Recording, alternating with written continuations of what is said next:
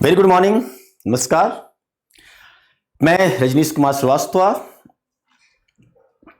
आज मैं आप लोगों को ये बताने की कोशिश करूंगा कि जो जनरल स्टडी होता है सीएससी में वो कैसे पढ़ें, हाउ टू बिगिन, कैसे स्टार्ट करें, कहां से स्टार्ट करें। और this is the very very important thing for the beginners. जो हमारे छोटे भाई बहन जो आ रहे हैं, जो हमारे फ्रेंड गाइस, जो हमारे स्टूडेंट आ रहे हैं, जो अभी सोच रहे हैं और जो एकदम डिसाइडेड किए हैं कि हमको यूपीएससी देना है और क्रैक करना है, तो स्टार्ट कहां से करें। सबसे बड़ी चीज होती है कि स्टार्ट कहां से लें, स्टार्टिंग कहां से करें। ये बहुत बड़ा क्वेश्चन है। जब तक आप जो मैं बोल रहा हूं ये सारा चीज नहीं कर लेते हैं तब तक आप कोचिंग नहीं ज्वाइन करें। जैसे हमारे स्टूडेंट्स की, जैसे हमारे भाई बहनों का ये होता है कि सीधे घर से निकलते हैं और सीधे दिल्ली पहुंचते हैं और सीधे दिल्ली पहुंच करके आपका सीधे बोरिया बिस्तर डाल करके सबसे पहले कोचिंग ज्वाइन कर लेते हैं। नहीं बच्चे, नहीं, पहले आपको ये नहीं करना है। अगर ये आप करेंगे तो आपके पैसे डूब जाएंगे, डूबेंगे। पहले कुछ चीजें हैं, नेसेसिटी हैं, कुछ जरूरी चीजें हैं जो पहले आपको करनी है। उसको करने के बाद अगर वो आपको लगता है कि आपने कर लिया, लगता है कि आपने ये चीज चले, इस चीज की इसके अकॉर्डिंगली आप गए हो और ये चीज आपने कर लिया है, उसके बाद आप कोचिंग ज्वाइन करिए। देखिए कितना मजा आता है आपको कोचिंग ज्वाइन करके पढ़ने में। पहले नहीं, फर्स्ट राउंड कोचिंग नहीं। फर्स्ट राउंड करना क्या है, सबसे पहले आप घर पे हैं या दिल्ली में हैं या आप इलाहाबाद में हैं या लखनऊ में हैं या आप बॉम्बे में हैं, पुणे में हैं या आप साउथ में, हैदराबाद में, कहीं पे भी हैं, कोई फर्क नहीं पड़ता बिगिनर्स के लिए। लेकिन हाँ, एक माहौल चाहिए आपका स्टडी का, एक टेम्पर बनाना होता है स्टडी करने के लिए। और वो माहौल मिलता है जहाँ पे भीड़ भाड़ होता है। भीड़ भाड़ मतलब जहाँ पे स्टूडेंट्स की गैदरिंग होती है। हम लोग भी जब पढ़े थे तो दिल्ली यूनिवर्सिटी से पढ़े, दिल्ली यूनिवर्सिटी में रहे, हॉस्टल्स में रहे और माहौल के अकॉर्डिंगली गए और भीड़ भाड़ में रहे। भीड़ भाड़ में रहने का मतलब हो गया कि जहाँ पे दिखाई दे कि यार 100, 200, 1000, 10,000 बच्चे नजर आते हैं तो लगता है यार फर्स्ट की ये हमारे कंप्यूटर हैं, इनके साथ हमको कंप्लीट करना है। अकेले बैठ के पढ़ाई नहीं हो पाती है, ठीक है, क्योंकि अकेले में हम खुद रहेगा कि हम सेल्फ में बहुत बड़े आदमी हैं, बहुत बड़ा चीज, हमको सब आता है, सब कुछ आता है। लेकिन जब आप मॉब में रहते हैं तो आपको पता चलता है कि यार हमारे साथ जो 1000, 10,000 बैठे हैं उनमें तो हम कहीं स्टैंड नहीं करते हैं। तो आप कैसे स्टैंड करेंगे, उनके बीच में कैसे आएंगे और आप अपने आप को अच्छा बेस्ट कैसे करेंगे और फिर उनसे आप चेस कैसे करेंगे, उनके साथ कैसे कंप्लीट करेंगे और सिलेक्शन कैसे लेंगे, मैं बता रहा हूं उसका ट्रिक आपको। सबसे पहले सभी लोग बोलते हैं, मैं भी वही बोलूंगा, ठीक है। मैं भी अपना एक्सपीरियंस शेयर करूंगा। मैंने भी 4 बार यूपीएससी दिया, इंटरव्यू दिया है, ठीक। मैं आपको बताऊं कि सबसे पहले बिना सोचे समझे आप किसी भी शॉप पे जाइए, दुकान पे जाइए और उससे 6 क्लास से लेके 12th क्लास तक की सारी बुक, उसे मत बोलिए कि हमको हिस्ट्री दे दो, ज्योग्राफी दे दो, पॉलिटी दे दो, ये दे दो, वो दे दो, कुछ नहीं। आप बोलिए भैया हमको कि 6 क्लास से 12th क्लास की जितनी भी एनसीईआरटी आती है सब मुझको दे दो, सब दे दो। चाहे वो हिस्ट्री का हो, चाहे वो ज्योग्राफी का हो, चाहे वो पॉलिटी का हो, चाहे साइंस का हो, चाहे मैथ्स का हो, चाहे सोशल साइंस का हो, चाहे इकोलॉजी, जो भी है। तुम ये बोलोगे यार जो भी तुम्हारे पास है, जो भी है सब दे दो मुझको, 6 से लेकर 12th क्लास तक।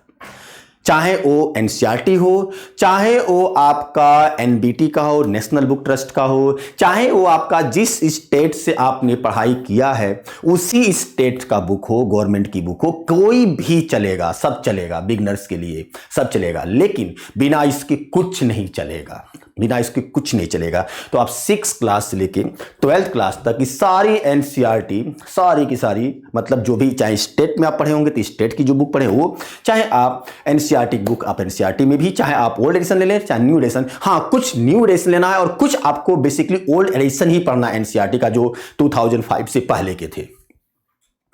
आप क्या करेंगे, एक एक बुक उठाइए बढ़िया से, 6 क्लास को पहले 6 का उठाइए सारा, history, geography, polity, civics, mathematics, physics, chemistry, bio, सब उठाइए, पढ़ते जाइए और पढ़ करके पीछे उसके क्वेश्चन लिखा होता है, उसके क्वेश्चंस बैंक होते हैं।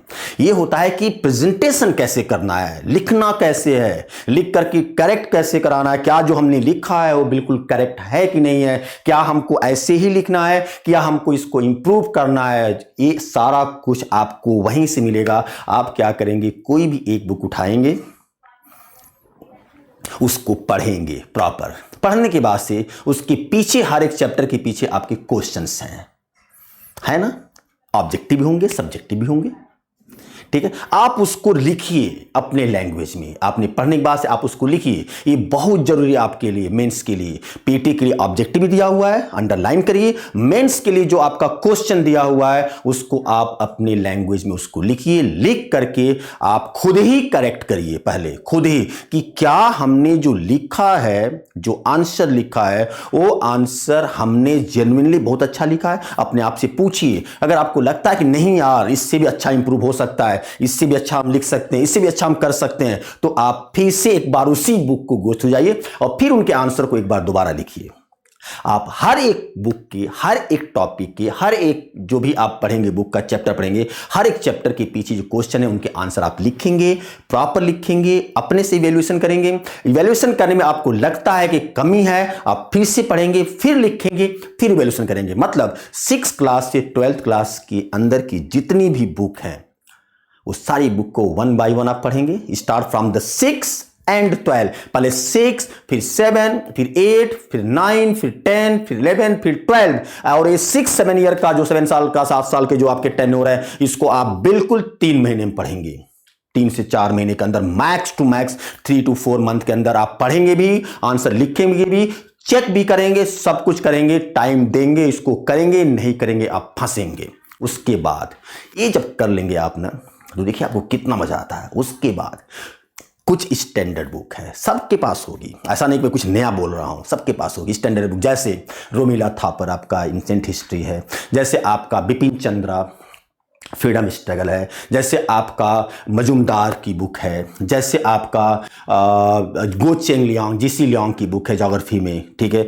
ऐसे आपका डीडी बसु आपका पॉलिटी कॉन्स्टिट्यूशन ऑफ इंडिया है। ये सब ये पढ़ने के बाद, इसके लिखने के बाद से तब आप इन सारे बुक पे जाएंगे। एक बार पहले इसको पढ़ेंगे, एनसीईआरटी वाली सारी 7 साल मतलब 6 लेके 12 तक का क्वेश्चन फ्रेमिंग करेंगे, लिखेंगे, करेक्ट करेंगे। आपको लगता है कि नहीं अब बेस्ट हो गया है मेरा, इसको छोड़िए, नोट्स तैयार हो गया बढ़िया से। अब आप स्टैंडर्ड बुक पे आइए, इसी के उनको पढ़िए, उनके पॉइंट्स लिखिए, उनके क्वेश्चन पीछे उनके भी लिखे हैं, उनके क्वेश्चन के आंसर लिखिए और करेक्शन करिए। उसके बाद ये 6 to 7, 8 मंथ के अंदर एक करने के बाद से फिर आप कोचिंग ज्वाइन करेंगे।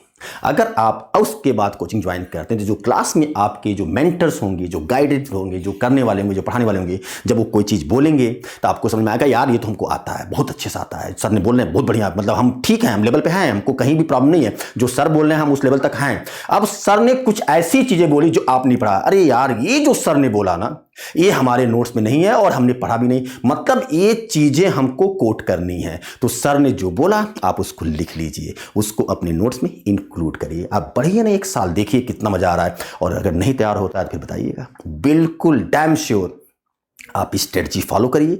लेकिन नहीं, जब तक एनसीईआरटी के थ्रू आप गोस थ्रू नहीं होते, ऐसा नहीं कि एनसीईआरटी से पेपर आएगा, लेकिन वो तो पढ़ना कंपलसरी बच्चे, ऐसा नहीं कि एनसीईआरटी से ही पेपर आएगा, नहीं आता है अब, लेकिन वो बेस है, वो बिना उसके आगे हम बढ़ ही नहीं सकते, बिना बढ़ ही नहीं सकते। ऐसा तो होगा कि हम सीधे डायरेक्ट कॉलेज में पहुंच जाएंगे, पहले हम फर्स्ट स्टार्ट करेंगे ना, 1 2 3 4 5 तक 12 तक पास करेंगे, तब जाकर के हम कॉलेज में जाएंगे।